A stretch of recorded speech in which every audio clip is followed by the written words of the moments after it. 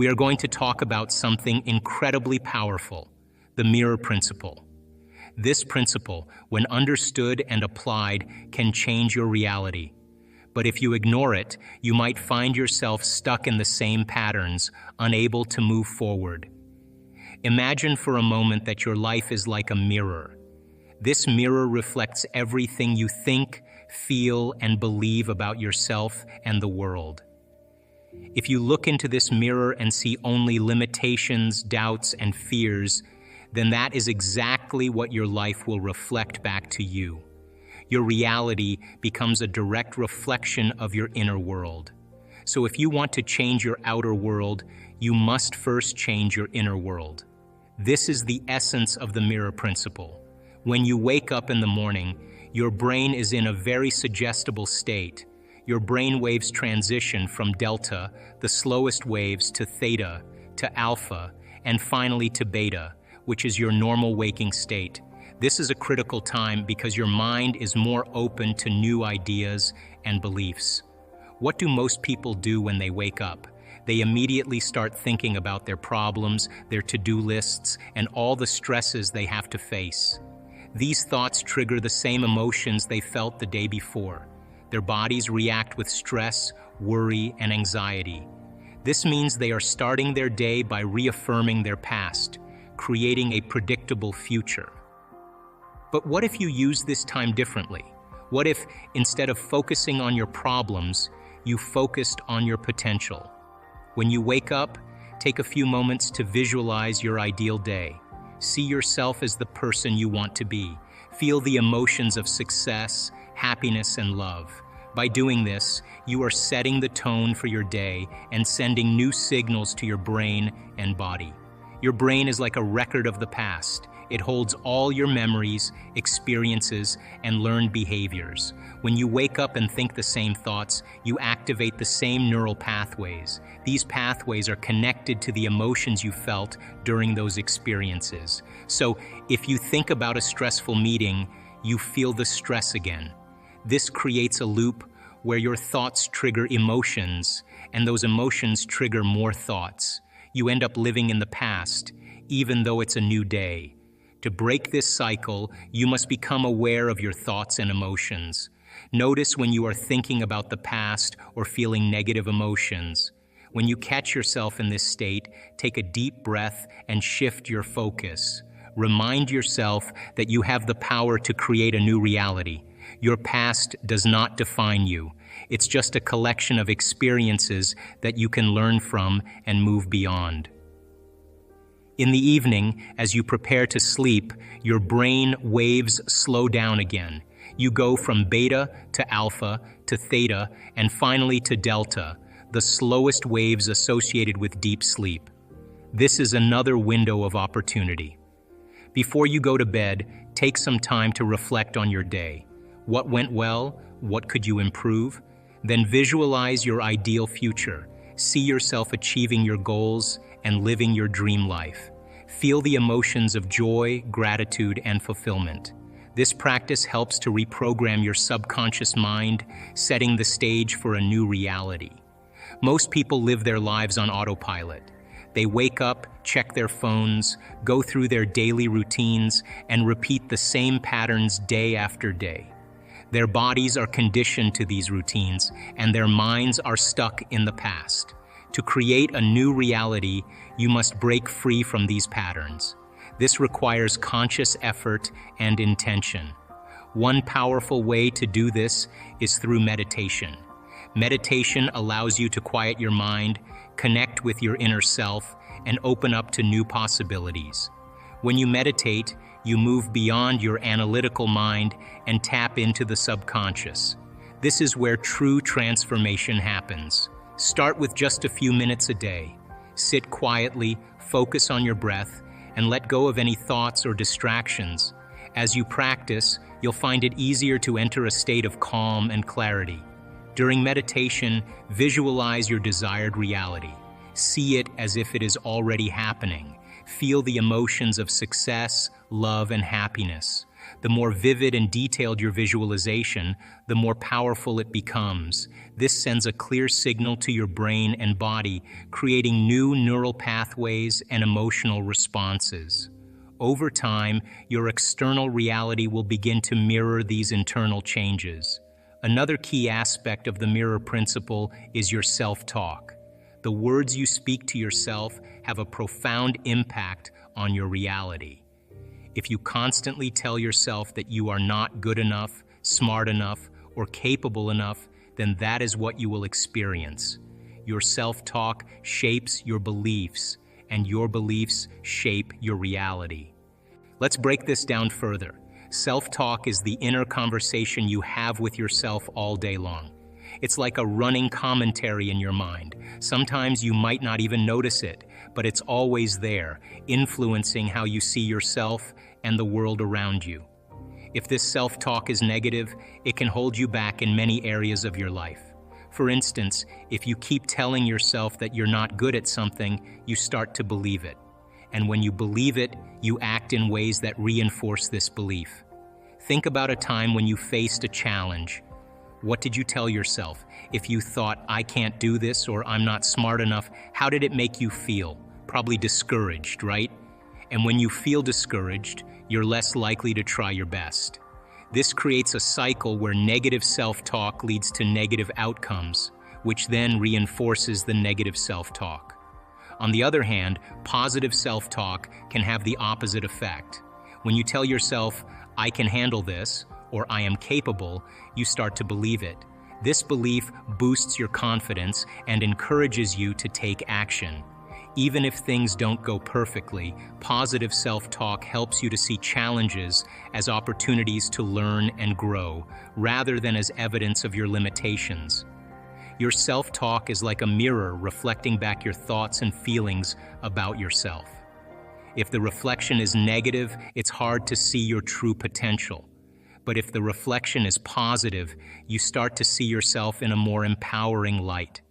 This doesn't mean ignoring your problems or pretending everything is perfect. It means choosing to focus on your strengths and abilities and believing in your capacity to overcome difficulties. The words you use in your self-talk are incredibly powerful. They shape your beliefs about who you are and what you can achieve. For example, if you repeatedly tell yourself, I am not good enough, this message gets ingrained in your mind. Over time, it becomes a core belief that influences how you approach life.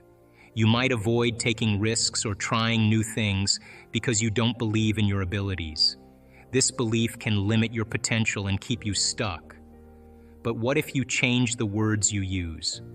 What if you start telling yourself, I am good enough, or I can do this?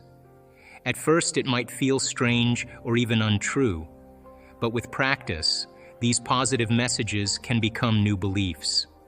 And as your beliefs change, so does your reality. You start to see opportunities where you once saw obstacles. You start to feel more confident and capable.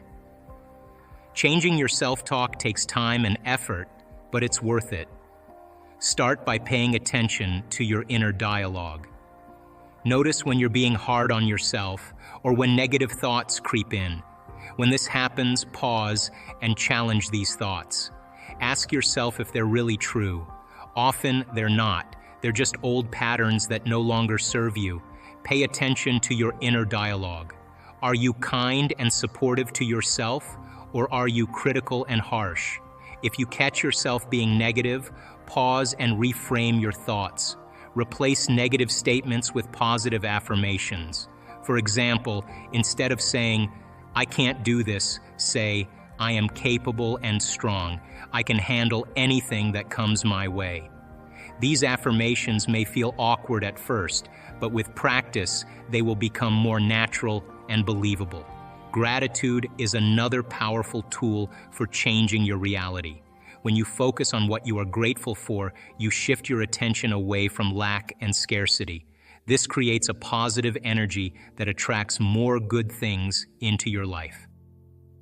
Every day, take a few moments to write down 3 things you are grateful for. They can be simple things like a beautiful sunset, a kind word from a friend, or a delicious meal. As you practice gratitude, you'll find more and more things to be thankful for, and your overall outlook on life will improve. The mirror principle is all about reflection. Your external reality is a reflection of your internal state. If you want to change your reality, you must first change your thoughts, beliefs, and emotions. This takes time and practice, but the results are worth it. You have the power to create a life that you love, filled with joy, success, and fulfillment. Now let's talk about the importance of taking action. Visualization, meditation, and positive self-talk are all essential, but they must be accompanied by action. You can't just sit back and wait for things to change. You must take steps towards your goals every day. These steps don't have to be big or dramatic. Even small actions taken consistently can lead to significant changes over time. Taking action is the bridge between your dreams and reality. When you visualize, meditate, or engage in positive self-talk, you are setting the stage for success. These practices align your mind with your desires, but without action, they remain just that, desires. Think of it like planting a seed. Visualization, meditation, and positive self-talk are like watering and nurturing that seed. But if you never plant it in the soil, it will never grow. Action is planting the seed. Every goal, no matter how big or small, requires action to come to fruition. For example, if you dream of becoming healthier, visualization can help you imagine your healthier self. Meditation can keep you focused and calm, and positive self-talk can keep you motivated. But without taking actions like eating nutritious foods, exercising regularly, and getting enough sleep, your dream of better health will remain just a dream.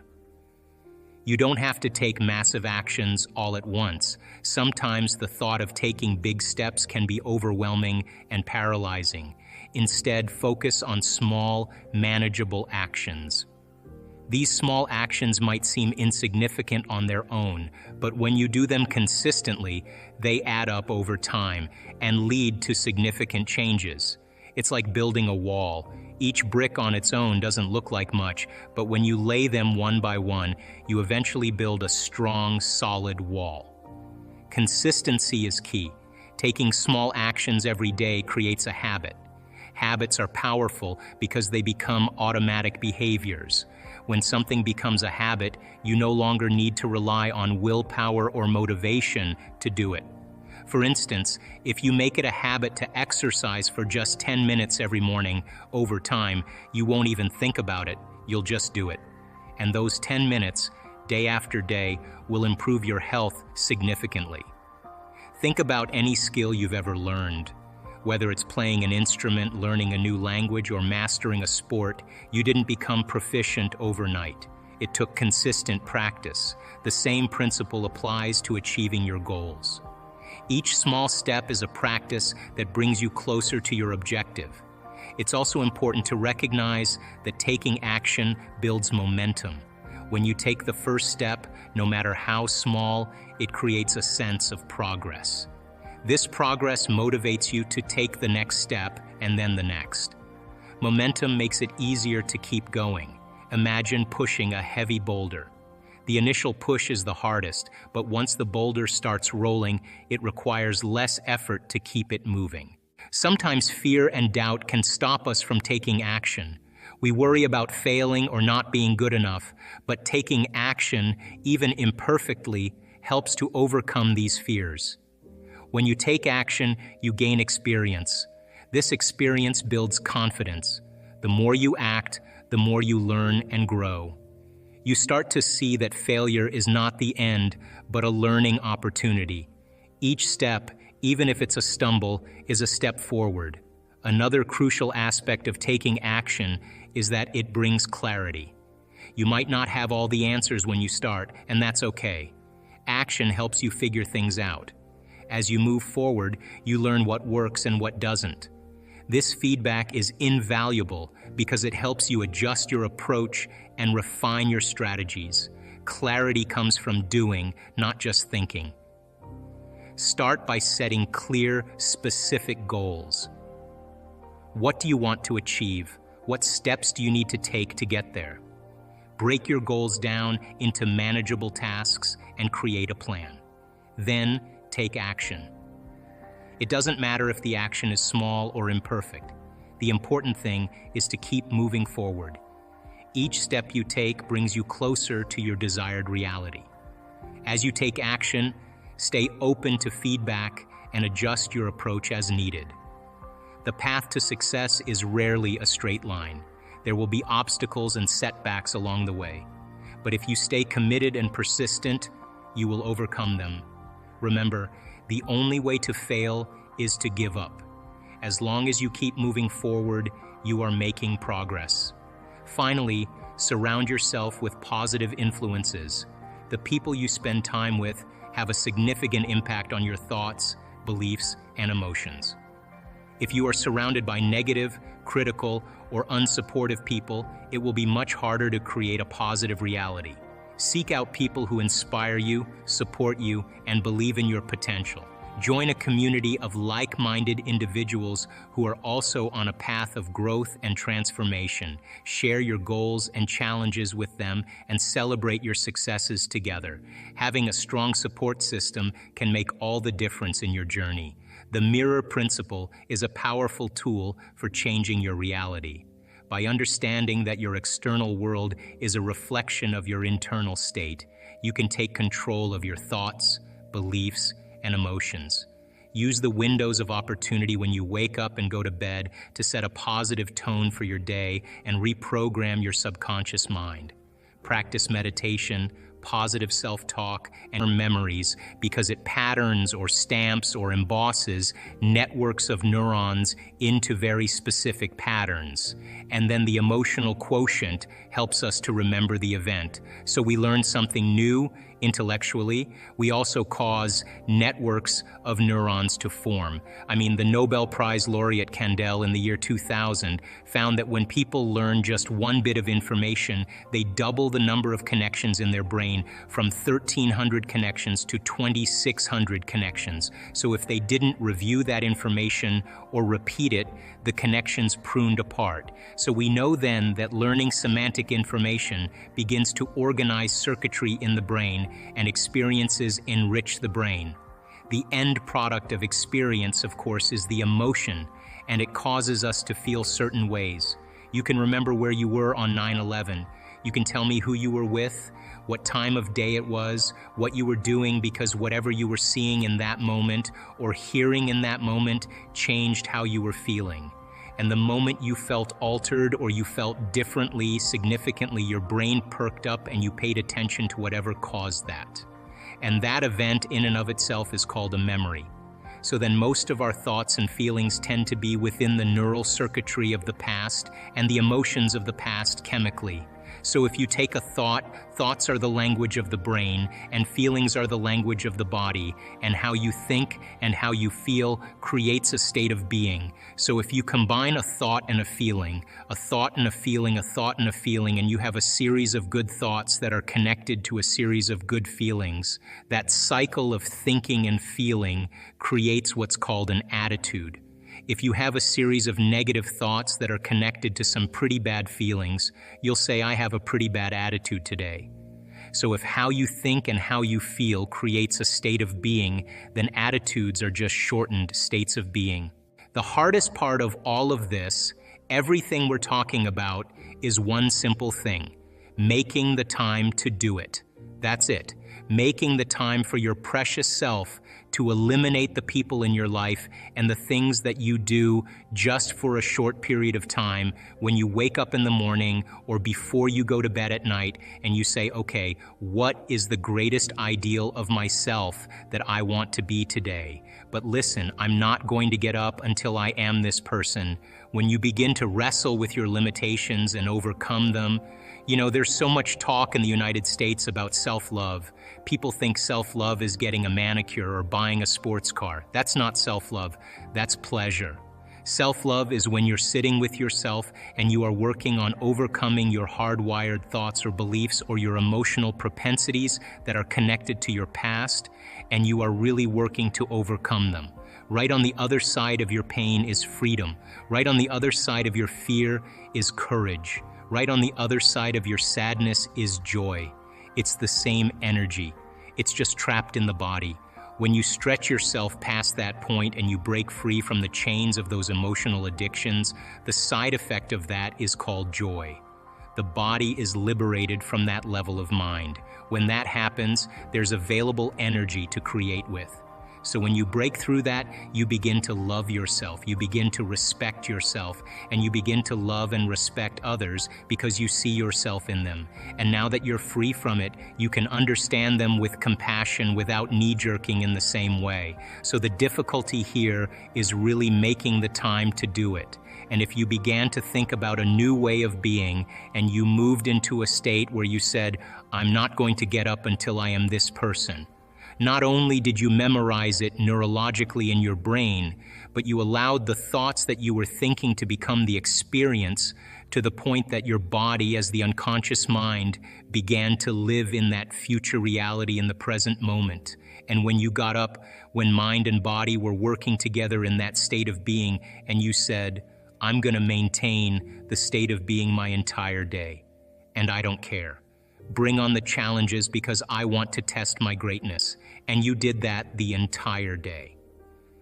The end of your day, when you finished your day, more than likely you'd have more energy than when you started. The literal translation of the word meditation in Tibetan means to become familiar with. The symbol means to become familiar with. So if you're becoming conscious of or familiar with your unconscious self, to the point you're so conscious of your unconscious thoughts, so familiar with your unconscious habits, and so aware of your emotions that you would never let them go by unnoticed by you. There's no chance for you to return back to the old self, to know thyself.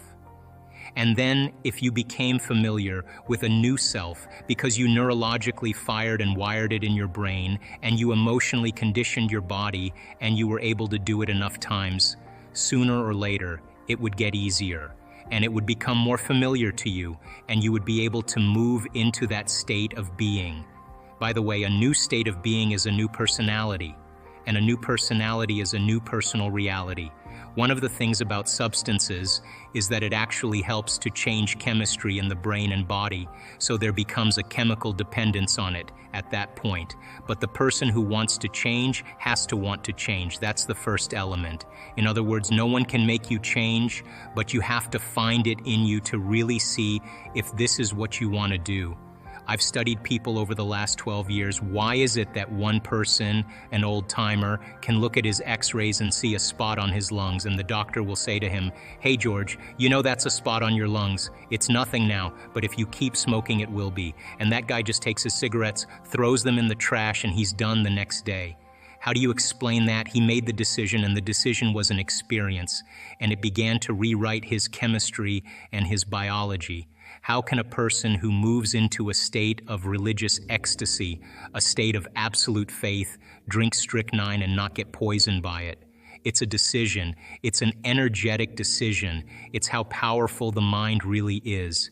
People then who actually want to make the decision to change have to make the decision with firm intention. Once you understand the how-to, that you can't use your conscious mind to do this, you have to move beyond the analytical mind. When you understand brainwave patterns and when you slip into a different state of mind, that it's easier to do it. So most people then, 95% of who we are by the time we're 35 years old is a set of memorized habits and behaviors that become part of our identity or personality.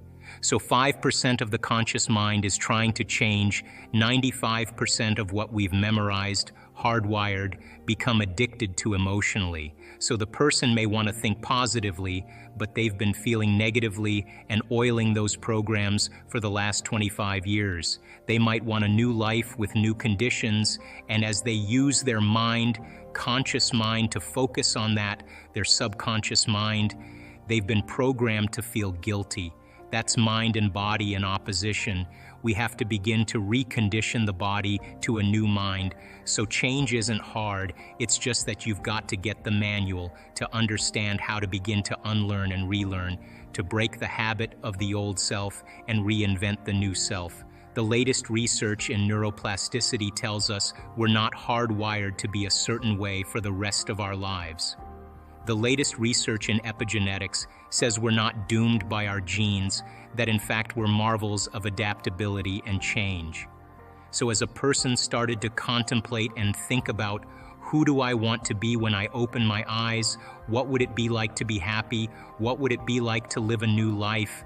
The frontal lobe is looking out into the landscape of the entire brain because it has connections to the entire neocortex, and it's got to resolve the problem. So it starts calling up different networks of neurons that are relevant to the question based on the knowledge the person learns or the experiences that they had, and it begins to seamlessly piece together this new understanding, and that's called intention. And so if you're reading a book about how to become more happy, or if you're reading a book on how to be a leader in your life, where you're studying the process, every time you learn something new, you add new connections to your brains and raw materials for you to imagine even more. The act of mentally rehearsing begins to install the neurological hardware in your brain to look like it's already happened. Now, the brain is typically a record of the past, but the moment we install the neurological hardware, it becomes a map to the future. And you keep doing that, the hardware becomes a software program, which means you start thinking like a genius, you start acting like a happy person because there's no mystery there because you installed the circuits. And then these people didn't wait for their wealth or their health to feel gratitude and to feel empowered or to feel love, a love for life. They began to feel those emotions ahead of the experience, and their body, as the unconscious mind, doesn't know the difference between the experience and their life that creates the emotion, and their emotion that they're creating by thought alone. The body's believing it's living in the future, in the present moment, and the stronger the emotion that they felt, the more they're going to pay attention to the thoughts they're thinking. And now all of a sudden they're changing their biology from living in the past, present reality to living in the future, present reality.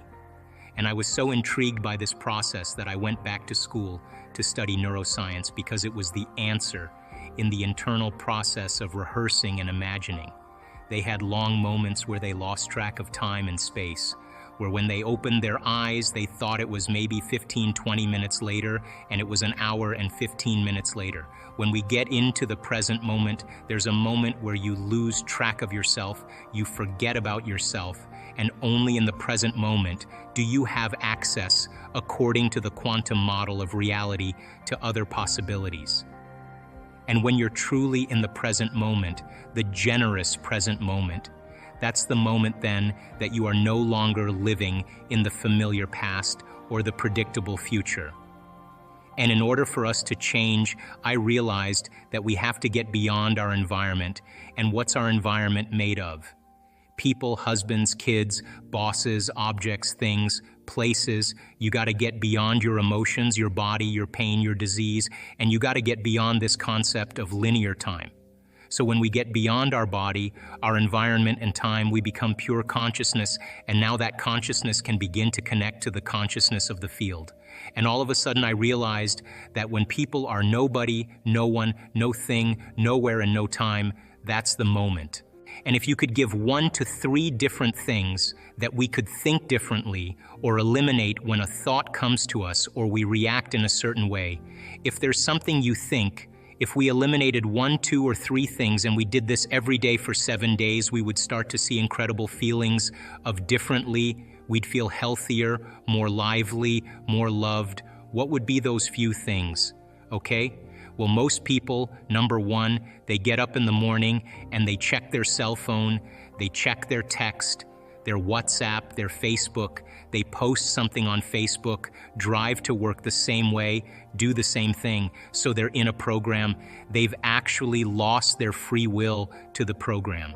So if you start your day and you start your day with this simple question, what is the greatest ideal of myself that I can be today?